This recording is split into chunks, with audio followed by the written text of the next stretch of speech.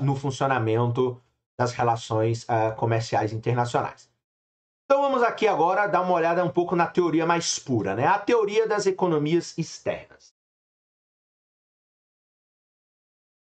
Então, como já mostramos, nem todas as economias de escala elas são aplicadas, portanto, no nível da empresa individual ou, a melhor expressão, nem todas as economias de escala são aplicadas no nível microeconômico, no nível das empresas e aí, claro, do ponto de vista individual. Por uma variedade de razões, é frequente o caso em que concentrar a produção de uma indústria em um ou poucos locais reduz os custos da indústria. Então, é a teoria da localização industrial. Então, a produção de uma indústria em um ou poucos locais reduz os custos da indústria, mesmo que as empresas da indústria permaneçam pequenas. De novo, isso aqui, por exemplo, do ponto de vista da geografia econômica, se chama localização industrial. Então, há lugares onde, se você concentra várias pequenas empresas, ali há um ganho de escala por uma série de razões, como dizer, por variadas razões, do ponto de vista de que isso gera um ganho do setor, um ganho setorial. Quando as economias de escalas são então aplicadas no nível da indústria, ou poderíamos dizer assim, num nível macro, no nível setorial, então você não vai olhar a empresa A, a empresa B, você vai olhar o setor que compõe, digamos, 50 empresas, 100 empresas, 200 empresas, em vez de no nível da empresa individual. Então, assim, quando as economias de escala são aplicadas no nível da indústria, elas são chamadas, então, de economias externas. Economias externas de escala. Então, economias externas significa, portanto, um conjunto de vantagens que existem além da empresa. A análise das economias externas remonta, então, a mais de um século pelo economista Alfred Marshall, que ficou impressionado com o fenômeno dos chamados, como eu falei, distritos industriais ou localização industrial. Então, o que são os distritos industriais? Eles são o seguinte, são concentrações geográficas de indústrias que não podem ser facilmente explicadas por recursos naturais.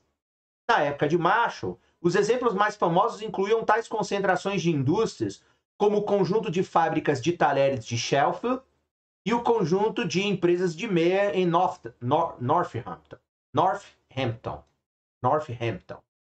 Então, dois exemplos, né? Por exemplo, hoje, para botar aqui um exemplo moderno, hoje o que acontece com o Vale do Silício, né? O Vale do Silício, ele não é necessariamente só uma concentração de indústrias tecnológicas, só de grandes indústrias. Ali você tem um emaranhado de médias indústrias, startups, pequenas empresas. Você tem ali um emaranhado de coisas. E ali, quem está ali, usufrui claramente de uma concentração geográfica num determinado lugar, que não tem nada a ver com os recursos naturais, até porque a Califórnia, por exemplo, a Califórnia não tem, por exemplo, os componentes hoje das terras raras, enfim, silício e por aí vai, mas ali você constituiu uma atmosfera produtiva em que, querendo ou não, existem economias externas de escalas ali grandiosas por uma série de razões, ok? Então aí o Marshall, que digamos é considerado o pai dessa reflexão, do qual ele vai ver esse movimento na Inglaterra, veja que não tem só esses dois casos.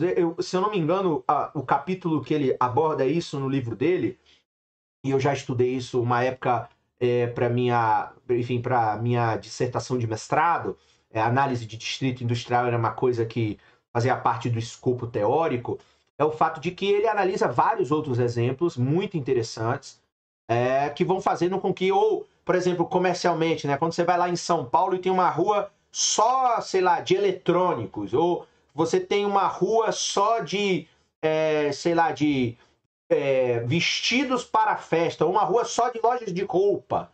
Então isso tudo está dentro, em parte, dessa espécie de concentração ou de localização industrial. Claro que a expressão, de novo, a expressão indústria aqui, ela vai muito mais do que a questão de indústria mesmo. E aí, enfim, você tem uma série de reflexões. Existem muitos exemplos modernos de indústrias nas quais, olha lá, de novo, parecem existir poderosas economias externas. Até juntou aqui com o exemplo que eu dei. Nos Estados Unidos, esses exemplos incluem as indústrias de semicondutores, olha lá, concentradas no Vale do Silício, na Califórnia. A indústria de investimentos bancários, é verdade, né? Ou seja, Nova York é um grande polo enfim, é um grande polo de dinheiro. Então, qualquer instituição financeira que se preze ou que queira operar em níveis, enfim, consideráveis, vai ter que ter alguma coisa em Nova York, ou antigamente, um pouco mais antigamente, ainda em parte também, por exemplo, ou você vai ter alguma coisa em Londres, que é a capital financeira da Europa.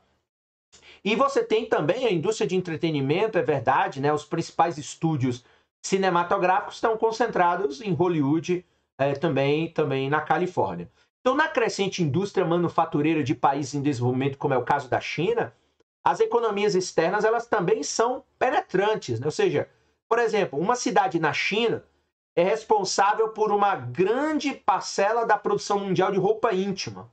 Então veja, uma cidade só especializada na produção de roupa íntima, cueca, calcinha, sutiã, por aí vai. Outra cidade produz quase todos os isqueiros do mundo. Outra produz 1/3 de cabeças de leitura de fitas magnéticas e assim por diante. Então, você vai, dentro das economias externas de escala, produzindo grandes concentrações, né? Por exemplo, o polo petroquímico é um conjunto de empresas que lidam com derivados de petróleo. Com petróleo e também com derivados de petróleo. Deixa eu ver aqui alguns casos. Por exemplo, acho que no Rio Grande do Sul você tem um polo moveleiro. Então, você tem no Paraná, se eu não estou enganado. Então, você tem arranjos. Por exemplo, você tem em Goiânia um polo musical de música sertaneja. Isso também é uma concentração. São Paulo, a grande concentração, como Nova York e São Paulo é onde está a capital da indústria de investimentos bancários do Brasil.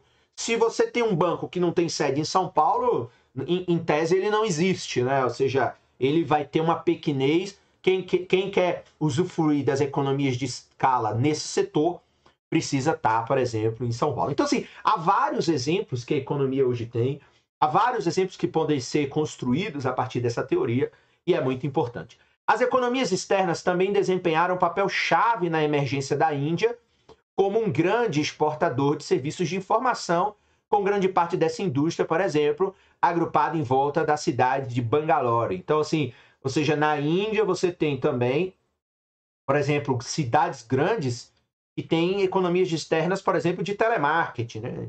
E, inclusive, são empresas, por exemplo, em que os indianos eles até têm uma boa dicção, por exemplo, de inglês. Você tem call center que atende os Estados Unidos, que atende o Canadá, que atende a Inglaterra, e você está falando com um indiano que está lá na Índia, mas está num telemarketing porque lá tem um ganho de escala, enfim, tem várias vantagens. Marshall argumentou que existem, então, 3 razões principais para que um conjunto de empresas seja mais eficiente do que uma empresa individualmente isolada. Então, quais são as economias externas que dão para eu colocar minha empresa num lugar onde, tecnicamente, eu tenho concorrentes, mas quando eu estou ali, não há concorrência entre nós, há uma espécie de cooperação e as concorrências ficam para fora daquela concentração geográfica. Então, veja, você tem a habilidade de um aglomerado em dar apoio a fornecedores especializados, então você começa a concentrar em volta dessas empresas que vão fornecer o serviço final, você começa a concentrar ali um conjunto de fornecedores especializados, que se você estiver em outro lugar vai ter um custo maior para você acessar esses fornecedores. A maneira que uma indústria geograficamente concentrada permite um agrupamento do mercado de mão de obra também, ou seja, se você está em uma determinada... Por exemplo, eu pensei aqui agora um novo. Se a gente pensa na Detroit antiga, você tinha uma cidade que é a cidade dos carros e, consequentemente, você tem ali um conjunto de engenheiros, de especialistas, de projetistas, enfim, até de operadores de maquinário, de mecânicos sofisticados, porque você tem ali um conjunto de empresas produtivas que vão construir uma atmosfera de conhecimento e que essa atmosfera vai ser passada, claro, de geração a geração. Você vai ter uma indústria ali que você tem não só o lado teórico, mas o lado prático e operacional, e, consequentemente, você tem um agrupamento de mercado de mão de obra que você não vai ter em outro lugar. Então, eu me lembro, por exemplo, quando a Ford veio para o Brasil, foi instalar uma fábrica em Salvador, Salvador não tinha especialização em mão de obra. Teve que trazer tudo de fora, mas se você colocasse uma fábrica em São Bernardo ou em São Caetano, ali no ABC Paulista, ali já existe uma atmosfera de grandes engenheiros, enfim, de tudo que é profissão ligada à produção de carro. Por quê? Porque ali você tem um parque, uma concentração produtiva no setor automobilístico, sei lá, desde os anos 70. Então, pelo menos como uma concentração já bem formatada.